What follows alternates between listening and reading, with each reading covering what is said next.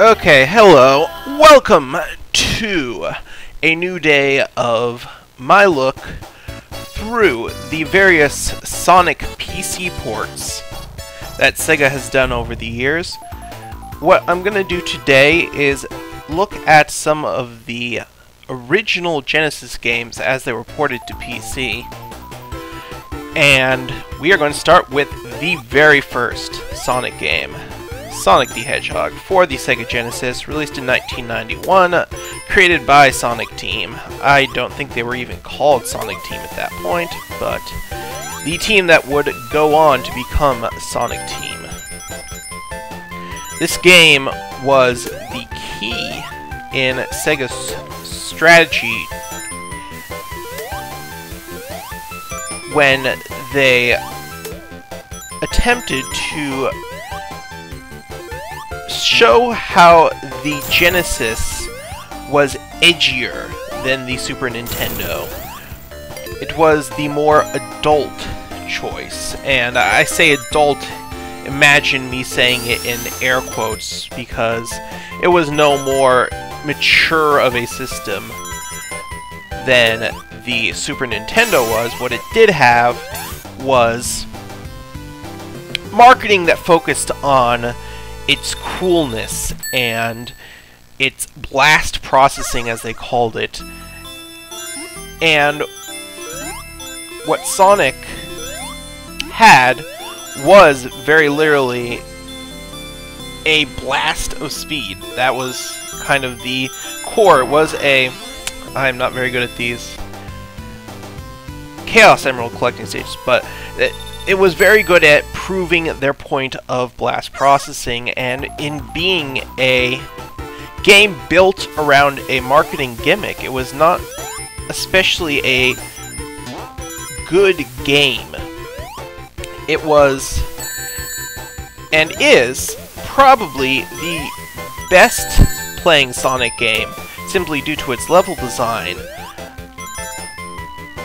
But again, comparatively to even other Sega-developed Genesis platformers, it is not especially great. What you have is a game with very, very basic controls. You can run and jump, and run is not even a separate button like it is in Mario. You literally just are always running. Again, kind of proving the blast processing point. This game is all about speed. There is no slow mode, no walk mode for Sonic. He is always as fast as possible. I didn't even hit 50 rings that time. So, I think even at this very beginning stage you can see the problems that Sonic was going to run into over the entirety of his existence. Basically, the lack of depth to his gameplay.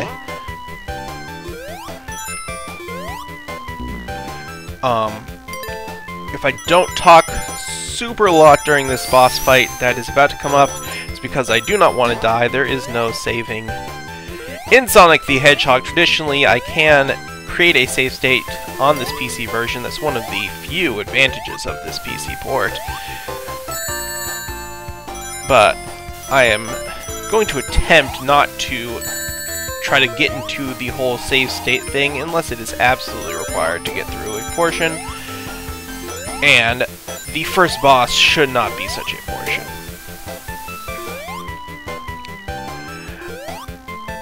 But to me, Sonic, and bear with me as I go through this sort of analogy, to me was something of the Call of Duty of its day, in that it is highly focused on the spectacle of the actions you are doing, and not the actions themselves necessarily. And it is a game in which anytime you are not doing something, you are very keenly aware of the problems the game has.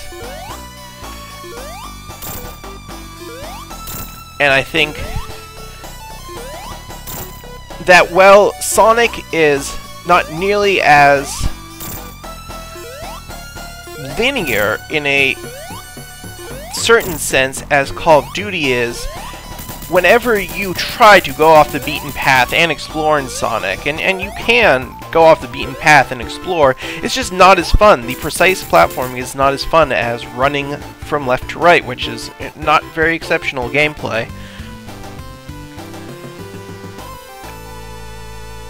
So, while there are various side routes to go on, it's not necessarily fun, and it's not necessarily worthwhile. All you do is find additional rings, and as long as you are playing well, you do not need the additional rings, because you need only one ring to survive when you are hit, and the only advantage of having more is if you get to 100 rings, you will get an extra life, and like I said, in the original game you could not save, but this being the PC version, you can in fact save. So the need to get 100 rings and create that save slot is pretty non-existent.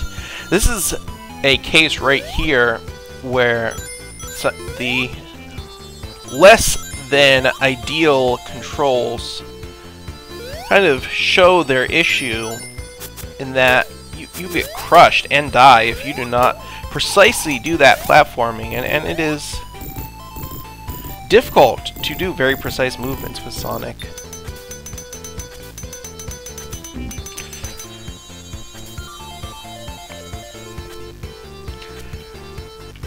If you're wondering if you are someone younger who has maybe not played the older Sonic games, Sonic does not have any additional move beyond jumping in this original game. You cannot spin dash, you cannot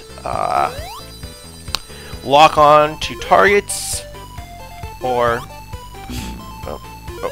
any additional move. All you can do in this game is jump.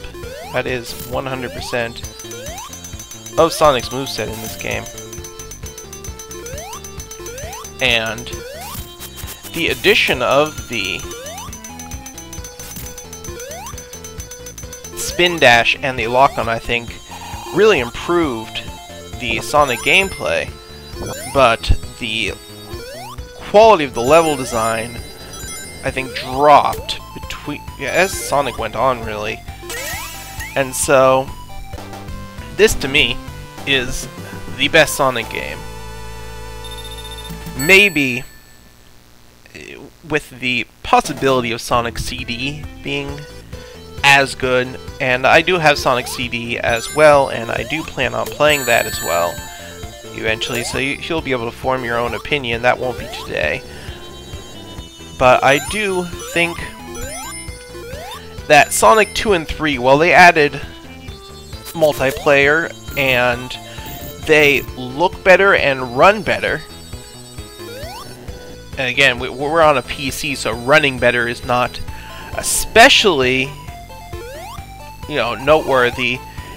The only sort of reason that they run better now is for pure nostalgia reasons. This emulator will actually emulate the slowdown of the original game, so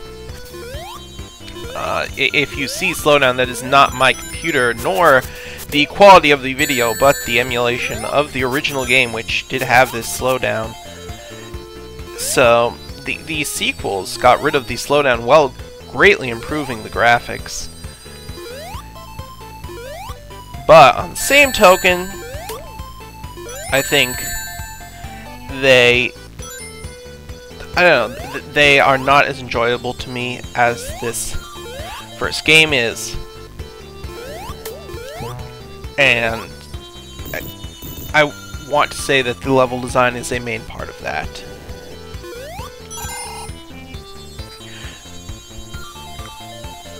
I'm not entirely sure how much of this I'm going to play. Like I said, I have played through all of this game. It is not especially long. I believe there are 5 stages, or 5 levels, I believe is what they might call them in this. This is a secret area for anyone who plans on playing this. I often forget about that area. Oh! Of course, you have to survive getting all the way back to the start when you do that. So I find that just as often as not, I end up dying from getting that life, and then might as well not gotten it in the first place, right?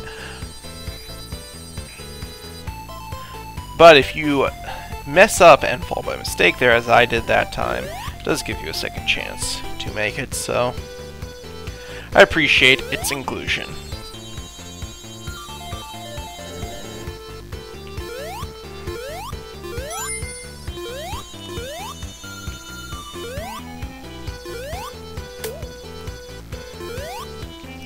These level archetypes are something that Sega brought back for quite a few other Sonic games. Obviously, Green Hill Zone is the basis for almost every starting level. This temple level, what do I call it? Temple level, I don't remember if that's actually what it's called. It is similar in look to quite a few of the second level in later Sonic games. Probably the most iconic level of the series is the casino levels, the pinball levels, as some may call it,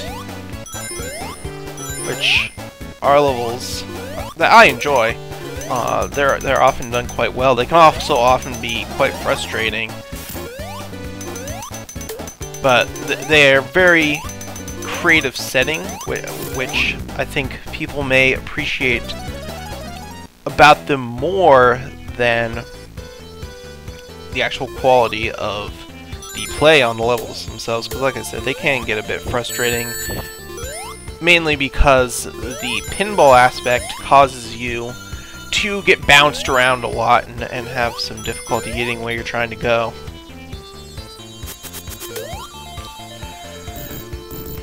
I should also say that while I am being very down on Sonic, and I do think that Sonic as a game is a very fundamentally flawed experience,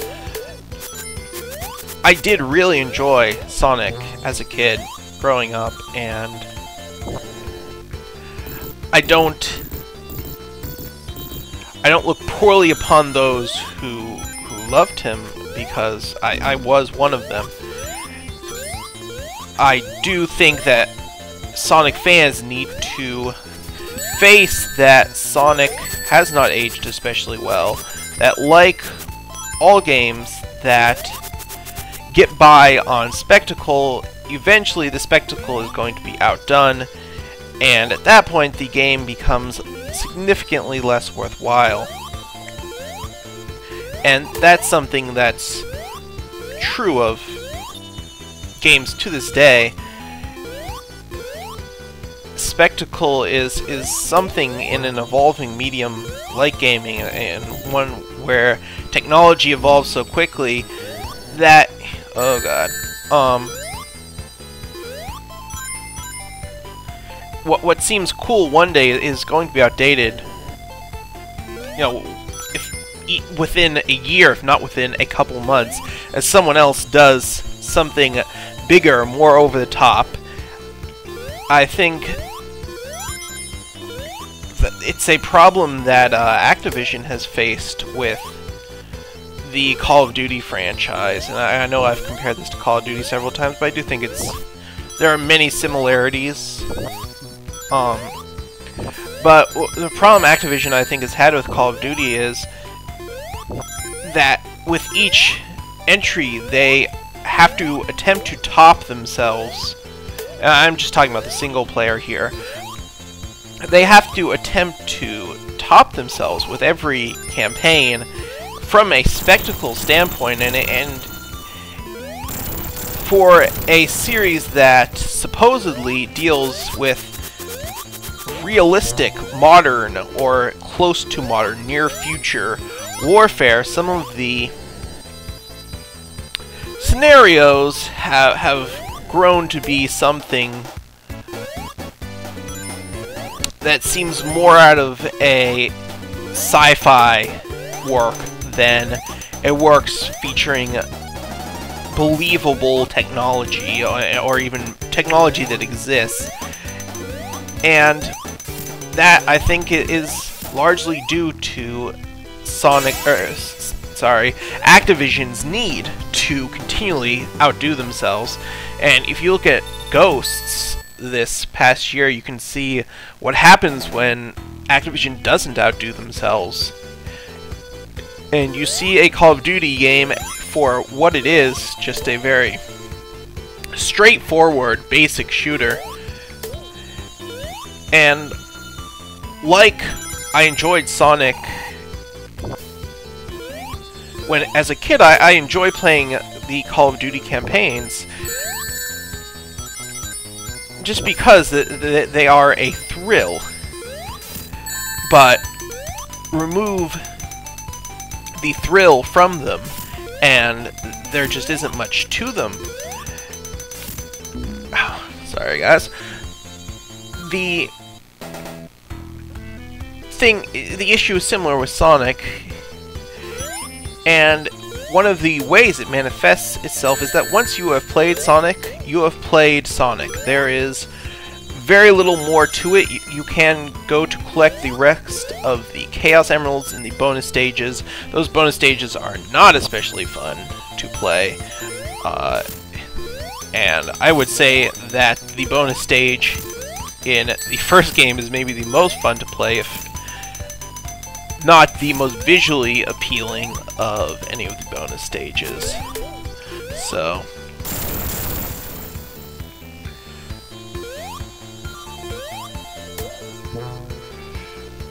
basically, Sonic is a very one and done franchise to me.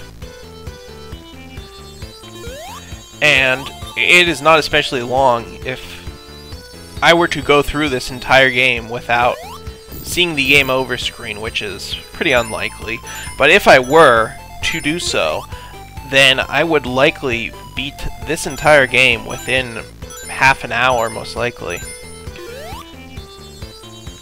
And it's actually one of the very interesting trends I've seen recently with games and with complaints about games, has been that... That's not good.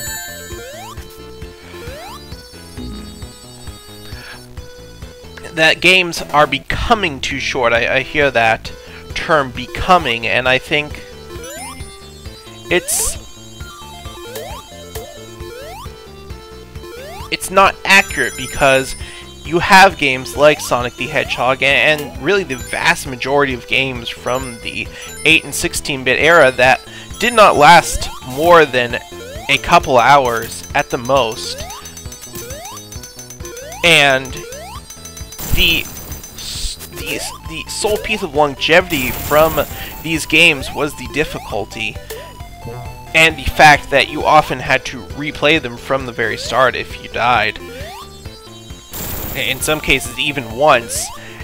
But if you were to play the game from beginning to end without dying, games like Sonic, and again numerous others, you know, including the likes of Mario, and you know, even Zelda to an extent, can be beaten in not an especially long time. The challenge is in the platformers and in the brawlers of sorts like Final Fight or Streets of Rage or something of that sort, is the challenge is surviving those, whereas in Zelda the challenge is as much finding the way to the conclusion. If you know what to do in the first Zelda game, you can get through it pretty quickly. And there just was not an exceptional amount of content in these 8 and 16-bit games. So, to me, personally, I feel that even some of the shorter games today.